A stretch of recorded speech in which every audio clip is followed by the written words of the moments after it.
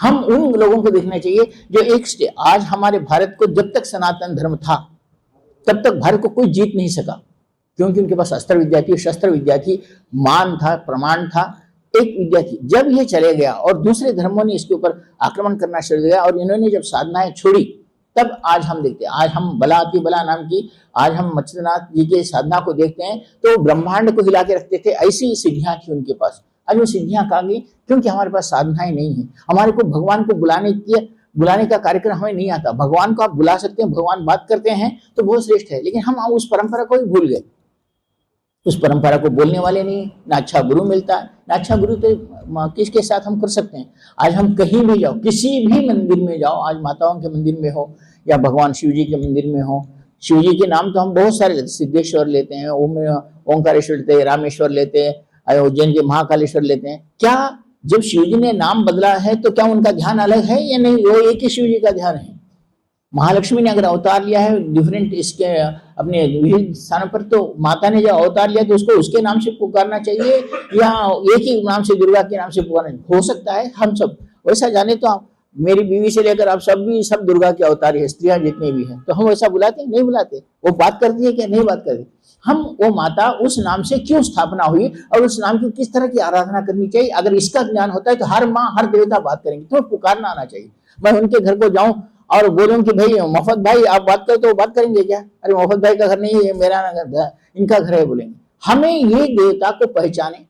देवता को अगर समझो, गुरु जी कहा करते थे कभी, एक अच्छा सा बड़ा आदमी है, उसके पास काम होना है, अगर हमें उसका तत्व मालूम नहीं कि वो क्या है, अगर मैं उसके पास एक 2000 रुपए की बिरयानी और वो लेके गया और वो सात्विक खाने वाला है या वेजिटेरियन खाने वाला है, तो गाली देके हका लेगा, कौन बोला रे तेरे को, मेरे को, मैं खाने वाला हूँ, मैं ये खाता हूँ क्या?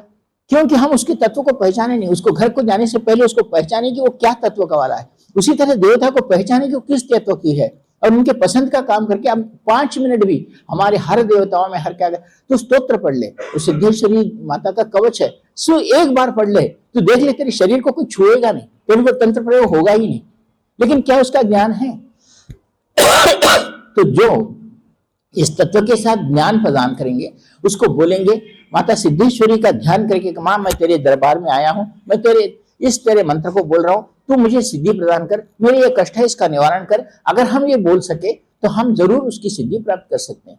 मैं यही बात मेरे गुरु से पूछकर आज हमारे मोहम्मद भाई कहना, 3 साल से मेरा रिसर्च चल रहा था कि सिद्धेश्वरी माता के, तो मैंने देखा कि पूरे भारत में सिद्धेश्वरी माता के 5 मंदिर है जो बड़े बड़े, और हर एक कुर्तालम, चेन्नई के पास जाओ, कुर्तालम में तो बहुत बड़े एक जल प्रपात के पास बहुत बड़ा मंदिर बना है, जिसके अच्युतानंद नाम के एक सिद्धाश्रम योगी थे, उनका ही शिष्य थे मौन स्वामी। मैं वहां भी गया हूँ, वहां भी रहा हूँ, बहुत बड़ा मंदिर है सिद्धेश्वरी माता का और सिद्धेश्वर भगवान का। कहते हैं कि वो मौन स्वामी के पास एक बार ऐसा ही हुआ प्रमाण के साथ, ये बहुत सारे धनवान, तब अंग्रेजों का जमाने में अंग्रेज भी आता था, बोलता था ये सब तुम मूर्तियों की पूजा करते हो, पत्थरों की पूजा करते हो, कुछ होने वाला नहीं। तो एक दिन रात में हुआ क्या कि वो अंग्रेज इतना बीमार पड़ गया कि उसको कोई ठीक करने वाला नहीं, वही तड़पड़ाने लगा। तो वहां का जो एक पुजारी उसके साथ सेवक था, वो हिंदू था, उसने कहा प्रभु एक बार हमारी माता सिद्धेश्वरी को नमस्कार कर लो, सब ठीक हो जाएगा। उसने बोला क्या ठीक हो जाएगा? एक बार प्रयत्न तो कर लो, प्रयत्न करने में क्या गलत बात है। उसको मंत्र आए ना आए, वो मंत्र बोलते हुए, माँ तुझे नमस्कार करता हूँ, मुझे इस दर्द से तू बाहर कर दे। तो देखते हैं कि एक योगी आया, कुछ मूलिकाएं लेके, किसी को पता नहीं, उसको नींद नहीं थी, वो तड़प रहा था, उसने एक गांठ मारी यहाँ और उसके शरीर में जो फोड़ा था उसको निकाल लिया, वो सो गया। तो उसको उसका ज्ञान नहीं रहा। जब सुबह उठा तो उसने कहा अरे मुझे रात में एक आदमी आया था, उसने कुछ आके यहाँ काट दिया और देखा सचमुच कटा हुआ था, और वहां वो मौन स्वामी थे जो सिद्धेश्वरी माता के साधक थे, उन्होंने उसको फोड़े को निकाल दिया। तब उसने उस मंदिर के लिए, उस अंग्रेजों के जमाने में कहते हैं कि 1 या 1.5 लाख रुपए और सोने का चढ़ावा चढ़ाया।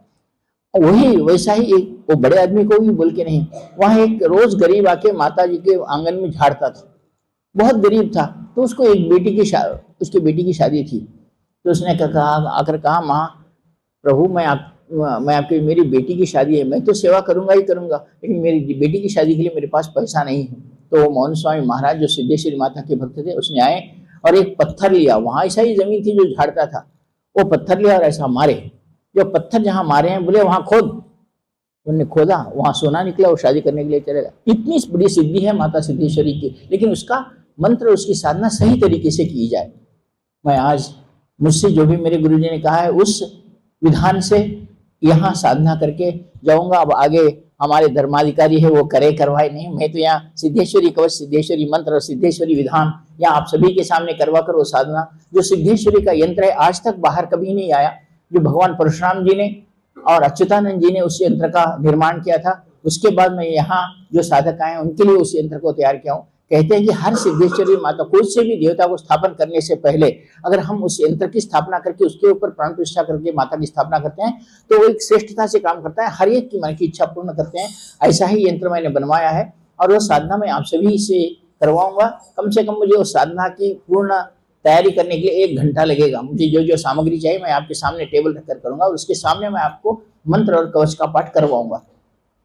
तो इसी प्रकार इस सिद्धेश्वरी माता के बारे में कहा, पाटन से जैसा है, मुझे भी उसमें पुस्तक में लिखा था, स्वामी अच्युतानंद जी ने पाटन के पास आकर, पाटन की पहले उन्होंने पूजा की थी, उससे पहले मच्छिंद्रनाथ जी का स्थापन हुआ, उसके बाद उन्होंने यहाँ लेके आए।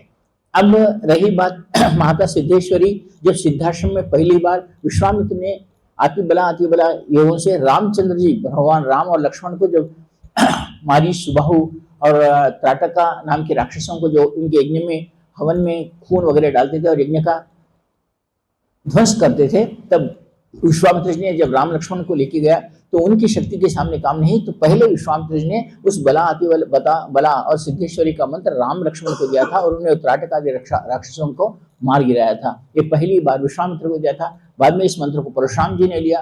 परशुराम जी के बाद सिद्धाश्रम नाथ संप्रदाय के लोग, दत्तात्रेय लोग लिए, उसके बाद स्वामी अच्युतानंद जी, और पहली बार अच्युतानंद जी ने इस, और कहते हैं कि अच्युतानंद जी यहाँ ही गिरनार पर्वत से निकले हुए गुजराती ही ब्राह्मण थे और वे वहां जाकर सिद्धाश्रम में जाकर वो वहां रह गए और उन्होंने 5 जगह सिद्धेश्वरी मंदिर की स्थापना की है, ऐसा कहा जाता है। तो मैं उन सभी को, उन सभी महायोगियों को नमस्कार करता हुआ, माता सिद्धेश्वरी के चरणों में प्रणाम करता हुआ कि माँ, आप आज यहाँ के आयोजकों, यहाँ के साधकों के साथ मुझे एक प्रश्न का उत्तर दे दो। ये उनका कहना है कि आप यहाँ किस दिन स्थापन हुई। अभी आप प्रश्न करते हुए प्रश्न किया, तो मेरे प्रश्न का मैंने जब अभी आते हुए, मुझे काल पुरुष की साधना है, थोड़ा बहुत ज्ञान, मैं ये कहता कि मैं बहुत बड़ा योगी हूँ या ऐसा नहीं कहता, लेकिन काल पुरुष कहता है, काल के प्रमाण को बोलता है, काल के प्रश्न का उत्तर देता है। तो मुझे जहाँ तक यह है कि जब वो ब्राह्मण वहां से निकल के यहाँ के जो भी आपके वो लेके वहां से माता को लेकर आह्वान करते हुए आ रहे थे और चलते चलते आ रहे थे, तो उन्होंने ये कहना था कि माँ, ये कीचड़ का जमाना है, अब वर्षा होगी तो मैं वर्षा में वहां तक नहीं आ सकूंगा। तो वो वहां से निकलकर पहले ही निकले थे, जून के महीने में जब वर्षा से पहले, तो वहां आते आते यहाँ जब आए पहली बार आते तो वो आषाढ़ पूर्णिमा थी।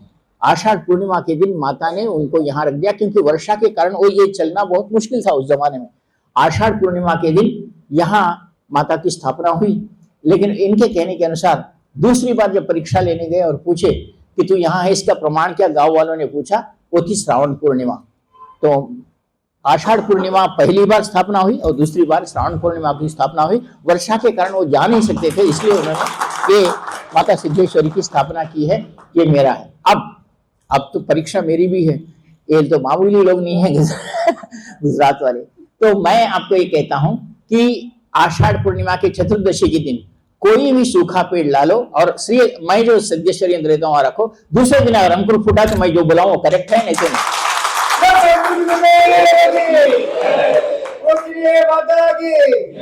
मेरे मैं सिद्धेश्वरी माता के बारे में सही कह रहा हूँ और मेरे गुरुजी की शक्ति मेरे साथ है और मैंने जो कहा है वो सत्य है। तो आप सब लोग जो यहाँ के साधक है, कोई भी सूखा वृक्ष चतुर्दशी के दिन यहाँ लाके रखो और मैं जो यंत्र देता हूँ वहां रखो और उसको देखो, दूसरे दिन अगर वो हरा होता है तो मैं कहता हूँ कि मैंने जो डेट कहा है वो सत्य है।